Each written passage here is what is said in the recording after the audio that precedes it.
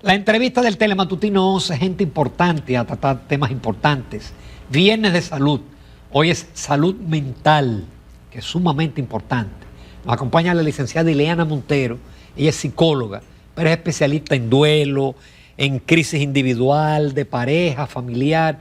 Vamos a abordar todos esos temas, pero primero le damos la bienvenida, Ileana. Muchísimas gracias por aceptar la invitación. Gracias a ti, Ramón, por pensar en un tema que es siempre tabú y siempre, pues hay tantas cosas envueltas en lo que conlleva un duelo, que muchas veces eso se pospone, pero hay mucho que conocer del duelo. Y además de que el duelo, mucha gente habla de duelo, entonces es importante. No, y mucha gente sufre el duelo, porque pienso que todos siempre en algún momento vamos a perder a un ser querido. Pero ¿qué es el duelo? Mira, el duelo es el proceso por el cual pasa una persona que tiene una pérdida, que no necesariamente tiene que ser la muerte. Hay pérdidas relacionales, que son, por ejemplo, pérdida de amistad, la pérdida de un matrimonio, un divorcio, una separación, la pérdida de por ejemplo, algo material, cuando hay esas catástrofes y esos eventos naturales que destruyen casas. También se pierden casas por pérdidas económicas, porque se apuesta a una casa o por otra razón que ya conlleva también una pérdida económica y conlleva una pérdida también pues de tu estatus social o económico del cual gozabas. Entonces hay pérdidas también que implican de capacidades, hay pérdidas físicas, hay pérdidas mentales, como son, por ejemplo, perder un miembro de tu cuerpo también. Pero también hay pérdidas intangibles en esos duelos desautorizados, pérdidas desautorizadas. ¿Cómo así? Por ejemplo, tú vives un duelo desautorizado cuando la sociedad no te lo reconoce. Ese es el caso, por ejemplo, cuando hay una relación de infidelidad, que se muere una de las parejas, o tienes alguna muerte por alguna enfermedad que te compromete socialmente. Los duelos desautorizados también en las personas que cometen el acto de suicidio, que no se habla, la sociedad no lo ventila, porque hay en la familia una cantidad de, por ejemplo, de vergüenza, de pesar y de culpa, y de ese tipo de duelos, eso se esconde, eso no se habla, aunque al final la sociedad siempre hace su impresión de lo que pasó. Y especula. Y entonces están las pérdidas ambiguas, que son el caso de los secuestros, el caso, por ejemplo, son pérdidas físicamente, no está físicamente la persona, pero está psicológicamente. Los desaparecidos, los padres, siempre tienen la esperanza que en estos casos, hoy día estamos viendo que eso se da más a la luz pública. Esas personas tienen un duelo que genera mucha ansiedad, porque es el duelo que no tiene un cierre de un ritual. Ese desconocimiento, las pérdidas, por ejemplo, las personas que pierden vidas en el 9/11 y las personas que pierden vida en las catástrofes, que se queman, o sea, tú no sabes qué pasó. Los desaparecidos cuando teníamos, pues, por ejemplo, la era de Trujillo, que muchas personas no supieron jamás. El caso de Narcisazo es ese tipo de duelo. No, pero más recientemente el evento de San Cristóbal, hubo cadáveres que nunca aparecieron. Y esas personas pues tienen siempre la esperanza de que pueda aparecer.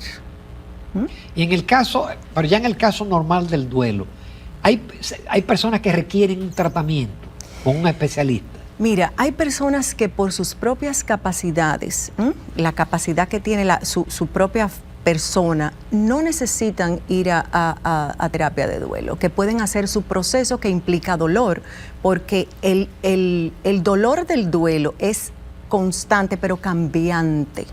Eso es la importancia. Los dolientes tienen que saber que cuando viven un proceso de duelo va a cambiar. Con el doliente es impredecible, sobre todo en esos duelos incipientes, qué va a hacer y cómo lo vive, porque también hay factores que inciden en el duelo. El duelo no es solamente emocional. Ayer casualmente estuve yo en un Zoom con dos maestros de la psicología del duelo en Estados Unidos, y decía ella que acaba de sacar un libro ahora, que el duelo también se vive en el cuerpo. O sea, hay síntomas físicos. Un 80% de los dolientes dice que le duele el pecho. Sí. Entonces, uno siente una presión en el pecho, eso es cierto. El duelo no es solamente emocional, no es solamente la tristeza, la ira, la angustia, sino es conductual también. Depende mucho. Hay personas que comen compulsivamente, hay personas que dejan de comer, hay personas que no duermen, hay personas que incluso se cuestionan su espiritualidad. ¿Por qué me pasó a mí en su etapa inicial? Hay personas que tienen que postergan su espiritualidad, se ponen en conflicto con ella. Y eso se trabaja en terapia, pero también depende mucho el duelo, Ramón, de quién muere, quién era esa persona, cuál era mi vinculación, cómo muere, cómo me comunican esa noticia de que falleció, que son en los duelos anticipados, por ejemplo, que no te los mencioné, es un duelo que se vive antes de que la persona finalmente fallezca, pero generalmente la familia lo sabe. ¿Cómo me dan esa noticia de ese diagnóstico? ¿Qué edad tengo yo? ¿Cuál es mi situación familiar? ¿Cuál es mi grupo de apoyo? O sea que el duelo es una constante demanda que tiene que trabajarse el mismo doliente. Y mientras más consciente vive su proceso, lo vive de manera más sana, porque tú conoces cuál es mi sintomatología y qué yo voy a hacer. ¿Cuál es la ventaja? El psicólogo especialista en duelo y avalado en nuestro país, que eso es muy importante que las personas lo sepan, porque el duelo también es social. En República Dominicana tenemos una manera de vivir los duelos diferente a como la viven en otros países de Centroamérica, Estados Unidos. Aquí mismo tenemos regiones en las cuales el ritual del duelo se hace diferente. Entonces, todos esos son factores que inciden. El duelo es también relacional, pero el duelo también es una oportunidad para tú transformarte, para tú integrar ese duelo a tu vida y poder mantener ese vínculo continuo con tu ser querido. El otro día vi en un programa de televisión una caminata que van a hacer casualmente mañana, y unos padres fueron a un programa, y cuando veo el póster veo que dice el año de su nacimiento y veo un símbolo de infinito. Eso es el duelo, es infinito. Es la primera vez que yo veo algo así, por lo menos aquí, porque esa relación nunca muere, lo único que se transforma. Y tú también, como dolientes, Es normal que el doliente recuerde a su ser querido y piense en él y a veces le lance su lagrimita. Claro que sí, claro que sí. El doliente no deja de estar. Lo que no está es permanentemente ni en el pensamiento, ni en el diario vivir, no necesita estar presente para tú recordarlo. Pero ¿quién no recuerda? O sea, mi abuela falleció hace todos los años del mundo y yo todavía la recuerdo. O sea, nadie olvida a su ser querido, siempre están presentes. Y eso es uno de los temores de los dolientes, que se vayan a olvidar de su ser querido. Puede traerte lágrimas ese recuerdo, pero no significa que no está presente. O sea, claro que sí que va a estar presente. Esa persona tuvo una vida, tuvo un espacio, tuvo una vinculación. Uno crea sus propias memorias. Y hay maneras de recordar, hay rituales en los cuales tú puedes recordar a tu ser querido.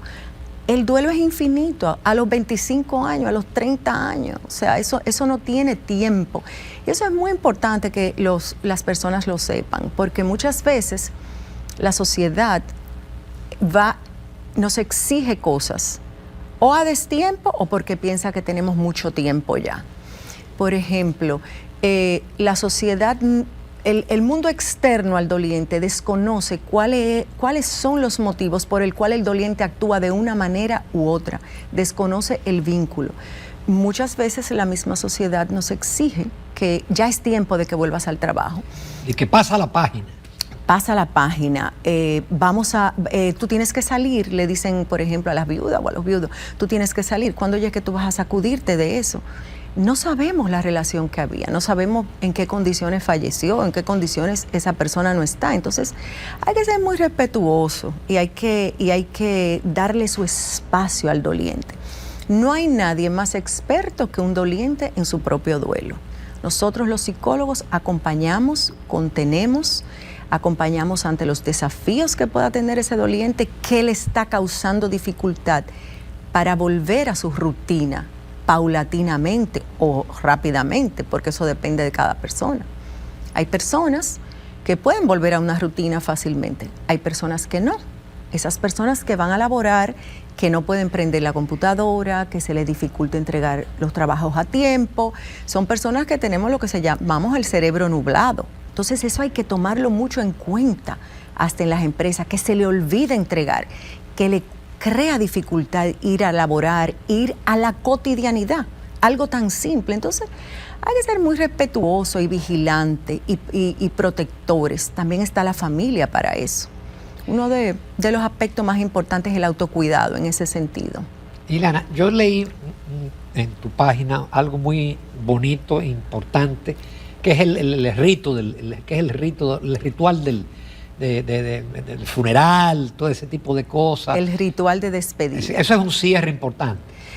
Eso es la primera parte donde inicia cuando el doliente ya se da cuenta de que esa persona físicamente no va a estar, porque muchas personas ante pérdidas traumáticas o pérdidas inesperadas, el shock inicial de la negación, eso es lo que visibiliza y visibiliza frente al adulto y frente al niño, porque es importante incluir a los niños. La manera como los niños aprenden que se sobrelleva un duelo es la manera como ellos van a vivir futuros duelos. Porque fíjate que no es solamente pérdida física, sino que, como te mencioné anteriormente, hay otras pérdidas. Entonces, el ritual es el lugar donde se reúne, donde se muestra el afecto y el cariño tan necesario, el acompañamiento a ese doliente. Yo diría que quizás uno de los lugares donde se siente más entendido en su dolor. Entonces, cada familia lo hace de la manera como entienda, de acuerdo a sus creencias, de acuerdo a las creencias familiares, de acuerdo quizás a lo que pidió la misma persona que ya no está y que falleció. Y hasta eso se ha modificado. Hay rituales, la cremación, por ejemplo, entonces hay rituales que se celebran Cada después. vez hay una persona que piden que ser cremada. Sí. Cada vez hay más personas. Yo siempre recomiendo a la familia tener un espacio a solas con la persona fallecida como familia, porque hay cosas que son familiares. Entonces muchas veces, y eso hay que tomarlo muy en cuenta, una despedida privada, y cada vez más eso está pues poniéndose en práctica. Otro de los rituales, aparte de la cremación, es los entierros o mortorios o la celebración de ritual privados. Depende mucho el tipo de muerte, privados o con personas selectas invitadas. Eso también está muy bien. El doliente sabe lo que necesita y lo pide. Entonces es importante hacerse esa pregunta: ¿cómo lo vamos a hacer? ¿Qué tú deseas hacer? ¿Tuvo alguna última voluntad? Mi hermano, mi padre, mi madre, mi abuela. Entonces eso es importante que se respete. Es un ritual necesario que no es un cierre, es el inicio real donde ya tú comienzas tu proceso de adaptación a la pérdida, la primera parte, porque el duelo es un gran proceso de adaptación y de integración donde el doliente tiene capacidad de crecimiento. Y muchos, no todos, le dan a futuro un sentido a esa pérdida. O sea que ese ritual es importante. Y antes no se incluía a los niños. Los niños necesitan escuchar acerca de la muerte, los niños necesitan escuchar acerca de las despedidas. Los niños tienen una capacidad... ¿A partir de qué edad, Ileana? Eso depende mucho del niño y depende del deseo de los padres y depende de la relación de esos padres con ese niño. Depende cómo es la comunicación, qué tanto se comunica, porque también en el duelo es bueno aclarar que hay familias abiertas y familias cerradas. Las familias abiertas son donde se ventila todo, donde todo el mundo son familias donde se ventilan las emociones, aunque estén desreguladas, pero se ventilan, donde todo el mundo sabe lo que está pasando. Un niño necesita saber qué va a pasar en un ritual para poderlo llevar al funeral. O sea, entonces ese niño necesita estar informado. Tú vas a ver a tu ser querido de tal manera, va a estar en una caja, hay que explicarle todo. Y los niños tienen esa magia y ese poder de conectarse y desconectarse mucho más fácilmente. O sea, al minuto pueden llorar y al minuto pueden estar jugando. En un minuto pueden llorar y en un minuto pueden estar jugando. Pero es importante ese acompañamiento y que el niño esté consciente. Lo importante es que los dolientes vivan un proceso consciente. Hay dolientes que en medio de su dolor preguntan: ¿qué debo hacer? Yo necesito orientación. ¿Cómo lo hago? ¿Cómo lo hago que sea lo mejor para él o para ella o para mí? ¿Tú has tenido casos de niños que ha debido de tratar? Claro que sí. Que no superan Claro el sí. proceso. No es que no lo superan, quizá le falta gestión del proceso y el proceso en algún punto pues quedó algo no resuelto, alguna explicación no dada o alguna situación después, su situación cambia. Cuando muere, por ejemplo, un padre o una madre, que son pues los principales entes que dan seguridad al niño, es normal que el niño se sienta muy inseguro. Entonces, ahí hay muchas cosas que intervienen. Si es una muerte, por ejemplo, traumática, como yo he tenido casos de niños que la muerte del padre o de la madre ha sido traumática, que muere bajo circunstancias reales en las que hay mucho estrés, hay muchas situaciones, pues entonces se le gestiona ese duelo a ese niño desde el lugar donde está. Eso es algo también que yo hablo con los dolientes. ¿Dónde estás tú en tu duelo? Porque hay personas que también vienen con 2 años de la persona haber fallecido y no quiere decir que no lo ha sentido, sino que sus manifestaciones o donde está en el duelo no le permite quizás hacer cosas. O sea, no le permite integrarse de la manera que debía. Ileana, ¿cuáles experimentan peor duelo? ¿Cuando la muerte es sorpresiva, por ejemplo, un accidente, o los casos donde hay una enfermedad terminal que hay todo un tiempo en que el familiar sabe que va a morir? Porque hasta a veces hasta el médico te dice, mira, le queda X cantidad de tiempo. Mira, tú me recordaste la universidad, porque eso fue precisamente un debate que tuvimos en la especialidad de crisis y trauma de UNIBE. Nos pusieron a debatir eso. Eso es imposible de pronosticar. Yo no puedo asegurar que hay un duelo más peor que el otro, porque yo estaría minimizando a cualquier otro tipo de duelo. Entonces, eso yo no te lo puedo decir. Lo que sí te puedo ayudar y colaborar es al doliente a poder salir adelante y que se pueda integrar paulatinamente en su rutina, que vuelva a ser funcional. Pero yo no te puedo decir que hay un duelo más fuerte que otro. Depende de la persona. Depende mucho de la persona, depende de otro tipo de factores, como te dije, cómo fallece, cómo le fue comunicada esa noticia, dónde fallece. Hay personas con duelos anticipados que mueren fuera, quizás el deseo era morir aquí en República Dominicana. O sea, yo no te puedo decir, porque el duelo no es complicado, el duelo es complejo por la cantidad de aristas que tiene. El duelo es individual. Incluso dentro de una misma familia, ante una misma muerte, todos actúan de manera diferente y todos lo gestionan de manera diferente. Vamos a una breve pausa, que esta conversación está tan interesante que nos pasamos. Pero nos quedan todavía ya otros temas que no es el duelo de las especialidades de la licenciada Ileana Montero. Volvemos en unos minutos. En Viernes de Salud continuamos con la licenciada Ileana Montero, es psicóloga, especialista en duelo y en otras áreas. Y nos quedaban un par de cositas ya para concluir la parte del duelo, que es el autocuidado, y ahora se está estilando grupos de duelo, ¿no? Así como hay grupos de alcohólicos que se reúnen. ¿Qué opinión te merece esas 2 cuestiones? Mira, primero te voy a hablar del autocuidado. Es sumamente importante y todo buen terapeuta debe de vigilar eso, hacer como un checklist, como sí.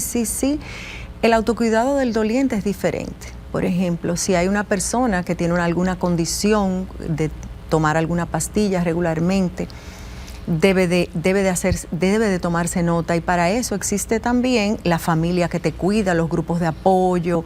Una de las cosas más importantes es tener un grupo de personas cercanas a ti.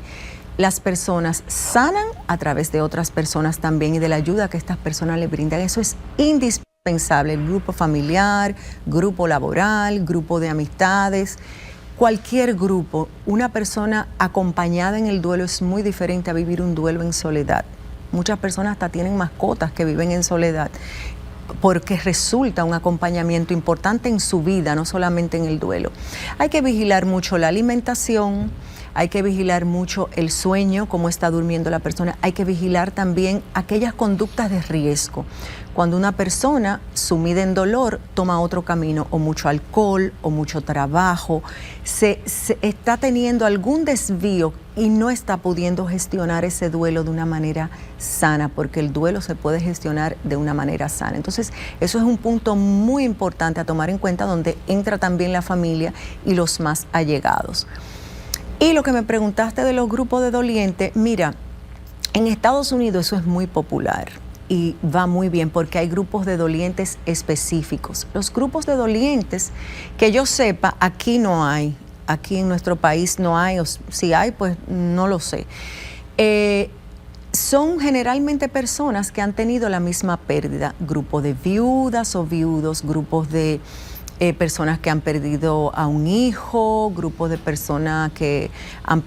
Grupos clasificados donde las personas han tenido más o menos las mismas pérdidas, pero son grupos de 8 a 10 personas, bien estructurados, con un buen dominio, donde hay unas reglas específicas que las determina el terapeuta y a veces la determinan también los dolientes, o sea, con qué se siente incómodo. No todo el mundo necesita hablar.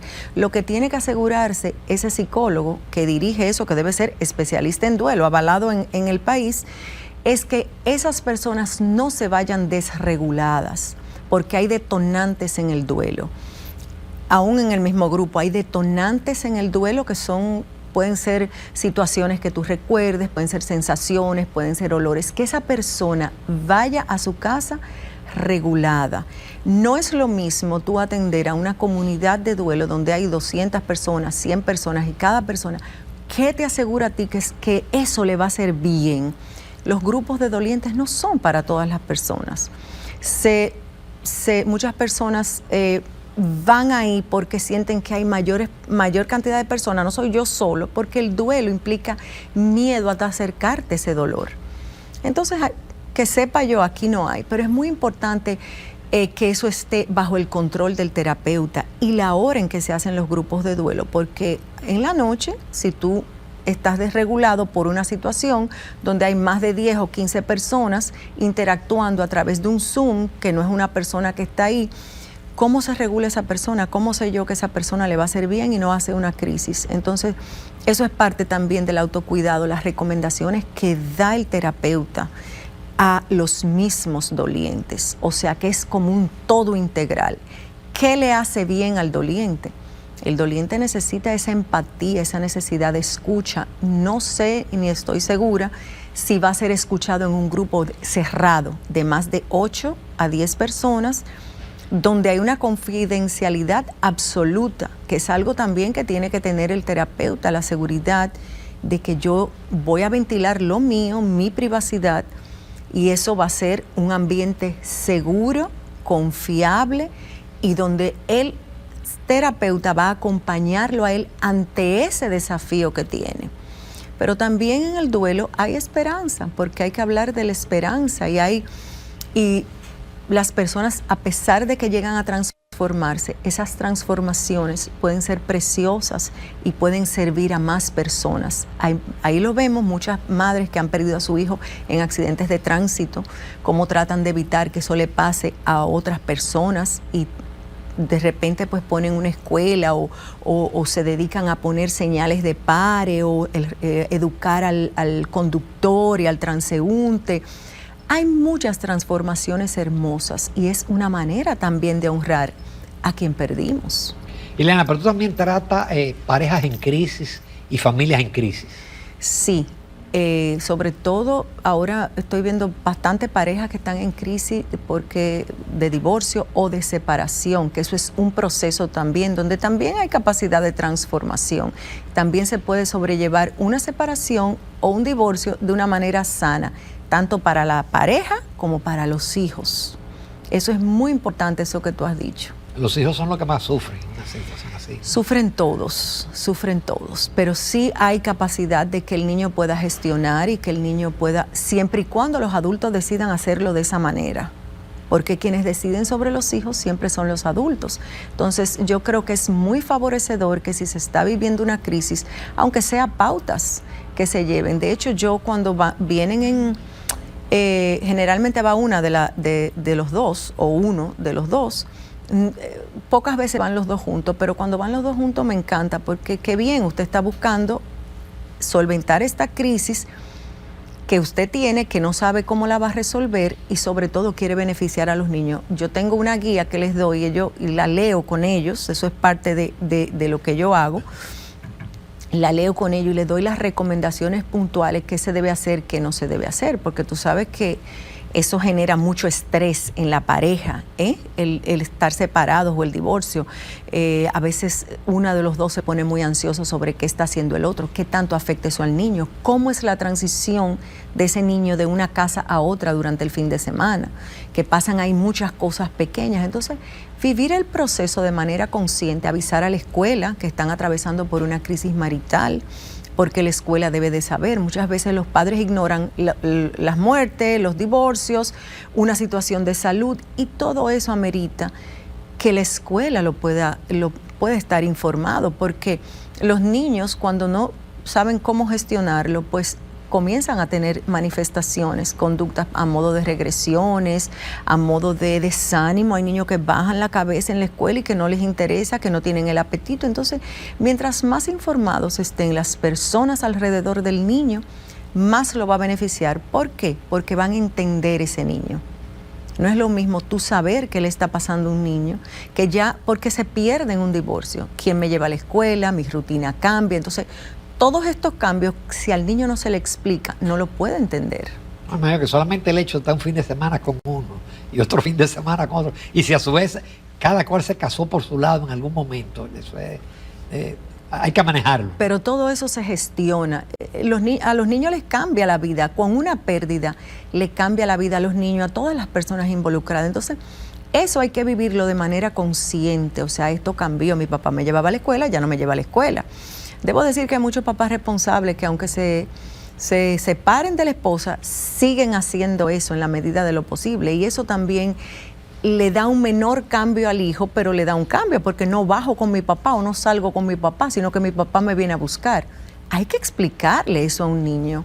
Un niño hay que anticiparle lo que va a pasar, no sobresaturarlo, sino de acuerdo a su edad, porque uno no puede saturar de mucha información al niño.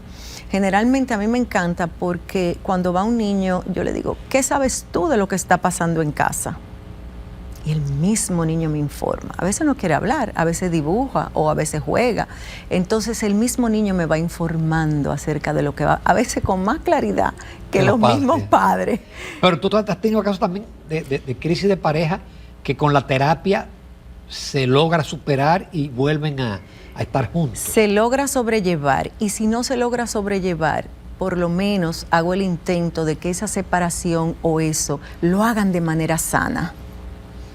Se logra sobrellevar. Claro que sí, hay parejas pues que deciden el divorcio, y hay parejas que sí, que dicen quiero seguir luchando, y entonces pues eso es importante, y creo que es algo que les da a ellos entender como pareja que están haciendo algo por sus hijos. O sea, lo intentamos, porque los duelos en los niños cambian.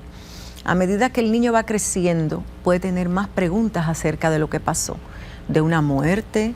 A veces en la adultez, a veces hay niños que tienen la pérdida de los padres en la adolescencia o cuando eran niños, y pasan los años, se casan, tienes hijos. ¿Qué fue lo que pasó con mi papá? ¿Qué pasó? Yo no entendí eso, no tengo eso bien claro. Y así pasa con los niños. A medida que va creciendo y a medida que se va desarrollando, pues son otras las preguntas. Reviven el duelo de otra manera, reviven las pérdidas.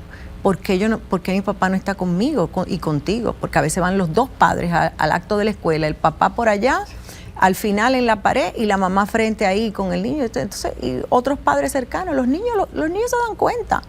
Los niños tienen una curiosidad innata. O sea que los niños se dan cuenta de lo que está pasando. Entonces, la verdad y poder gestionar la emoción de un adulto le abre la puerta a que él pueda gestionar también, además de que genera confianza. O sea, yo puedo abrirme, mi mamá es honesta conmigo, mi papá es honesto conmigo. Que al final, si no hay honestidad, a la larga se sabe. Qué buena conversación, caray, qué pena no tener más tiempo, Ileana. ¿Dónde está tu consultorio? Yo estoy en la Abraham Lincoln 1009, en el edificio EFA, en el 4º piso. Y mis teléfonos están en las redes, o sea que yo tengo acceso siempre. Usted pone en Google Ileana Montero y le va a salir muchísimas fotos, le va a salir todo el currículum y hay un escrito muy bonito ahora, yo imagino que tú lo cambias, ¿no? Hay un escrito sobre el ritual del duelo que lo leí anoche y me gustó mucho. Sí. Ileana, muchísimas gracias. Encantada de haber estado Hemos contigo aprendido. y me saluda Jacqueline. Sí, está de vacaciones. Sí, lo sé. Y me saluda a mi amigo Alberto Atala. Claro que sí, de tu parte. Sí. Encantada. Nos vamos a comercial, amables televidentes, recta final del Telematutino 11.